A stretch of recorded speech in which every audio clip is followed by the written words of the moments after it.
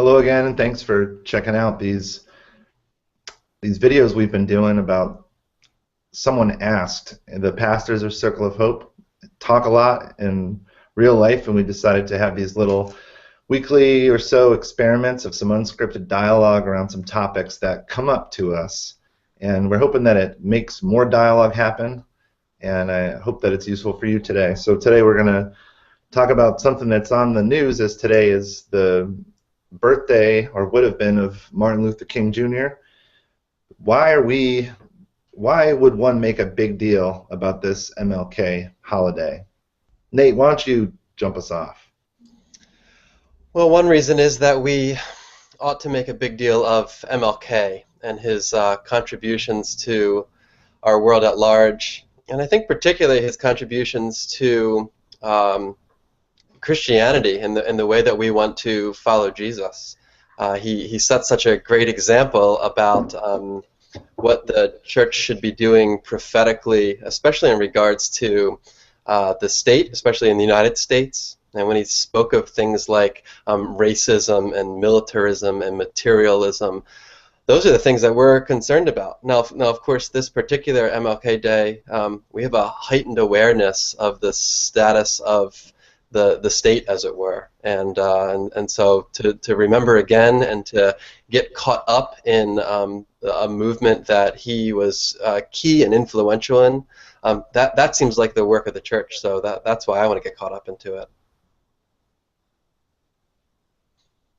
One time, quite a few years ago now, I remember being up on Hunting Park doing like the Works of Service Day when that first got going, and it was a big deal in Philadelphia when that first became popular. It got going in Philadelphia, didn't it? MLK Day started in Philadelphia, I think. Yeah, most good things have started in Philadelphia. And I remember that was the time that I was walking down the street, go back to my car, and I realized I was walking right next to Jimmy Carter. Really great. So fond memories of that day. But it did seem like it's been rather domesticated. So I'm super excited about this MLK Day because I think with all the stuff that we've been talking about in relation to Ferguson and what I've been talking about in relation to Nigeria, that we really need to take back the day for what was really interesting to MLK. Yeah, it's so easy. It's in the winter, it's cold, and the people can say, well, now we're celebrating Martin Luther King, and next month we have Black History Month, and we have a black president. These are all things that can placate people and not keep them active, fighting oppression and fighting systemic inequality and systemic racism and international horrors as well. And so the church, our faith really invigorates us. It's not it's not an opiate that calms us. It's like an amphetamine that gets us really excited to go and do this revolutionary work. It seems different than other years, and I think like Rod, you were saying, some of the violence and injustice, especially against people in Africa or of African descent, and this huge movement to get out there and demonstrate, I think is beautiful, and it's very empowering to be involved in things like that. I was talking to somebody in my cell meeting, just asked him, like, have you ever walked down Broad Street with 10,000 people? It's a really difficult thing for your apathy or your sense of powerlessness to continue when you're even involved in something like that. And I think that's sort of like a visceral human experience of the way the Holy Spirit moves and empowers us otherwise. Yeah, I've been pondering this all week after the big demonstration that Barack Obama got criticized for not attending in Paris after the people were killed at the satirical magazine offices, and how I hate to be so either or, but I mean, the sea of white people getting out and protecting their freedom of speech in their insulated continent. And I've been thinking about, I hope that we can kind of return the streets to people who actually live on the streets and point out the oppression. that Martin Luther King was trying to point out. When he could in himself generate a sea of people to actually make a point that I think really needed to be made about the poor and about people who are getting, murdered without any kind of, they don't pay for that at all. That the powers that be have demonstrated this repeatedly in the last 5 to 10 years, and it is time to say something more about it. Yeah, that's the thing I've been thinking about, Rod, that time and time again, MLK gathered a group of people together to do something like a march, and that actually ultimately led to change. After some change came, we domesticated it as a holiday, and for 20 years here, there's been very little change and an increase of oppression. And so to get caught up in something like the March Circle of Hope's participating in with a lot of other people, that seems like we really are retaking it. We're going to gather people together, both here in Philadelphia and all over the country, and maybe that will start to lead to some change again. It's amazing. Oh, Johnny, what go you're ahead. saying. Sorry, Joshua, go ahead. No, you go.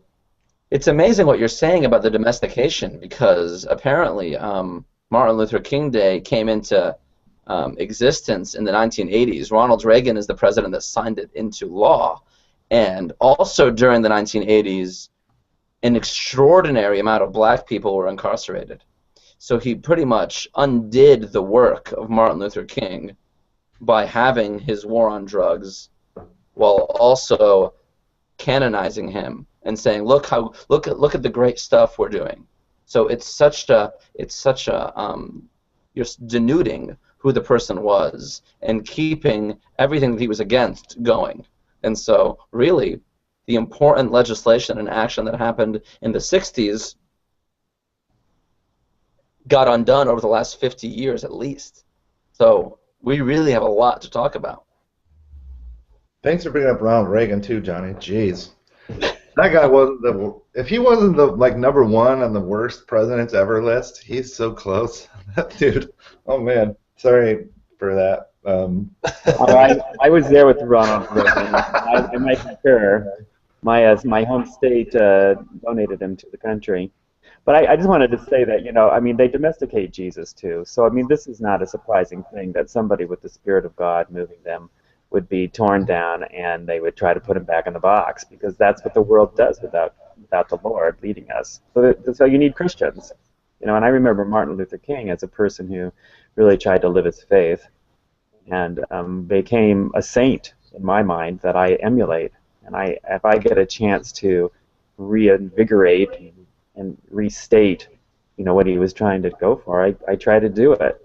And there are a lot of other people I try to do that with, but especially Martin Luther King, because I live here in the United States, where he tried to undo the national sin.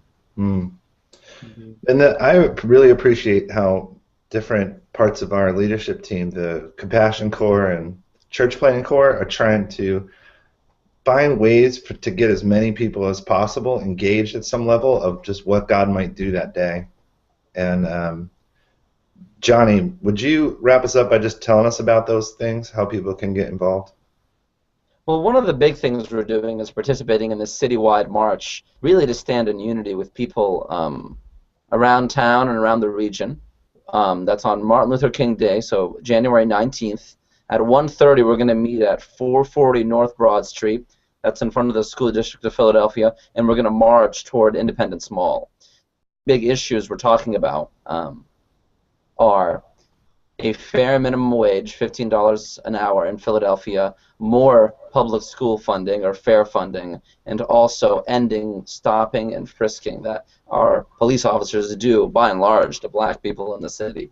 And so those are the issues we're talking about, but it's really more about the unity and the demonstration and the body that's forming than it is necessarily just about those specific things. So even if you disagree or you're not totally there yet, be a part of us and wear your fire shirt too.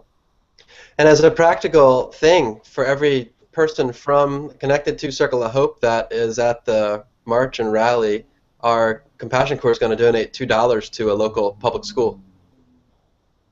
And let's not forget the idea that they've had to help us to pray during that day, because anything that's going to undo racism or the violence that the powers inflict on the poor is going to take a move of the Spirit of God, because it's just original sin of the powers, and we have to have a lot of power beyond ourselves or just our political thoughts and connections to make something like that happen. Indeed, that was a beautiful little triplet there. And we're also at 6:30 if you want to get together with the leadership team for an hour for the Imaginarium. It's a monthly get-together, sort of a rolling council, and this time we're going to look at our sort of details of this year's map. So it's a beautiful, beautiful opportunity. We hope to get several hundred people involved. So talk to your cell leaders or your pastors about some questions, and let's get this thing rolling. Thanks so much for checking out the video, and it helps us to make them good or make more if you give us some feedback, and of course like them, share them, and subscribe to the channel. All right, till next time. Peace.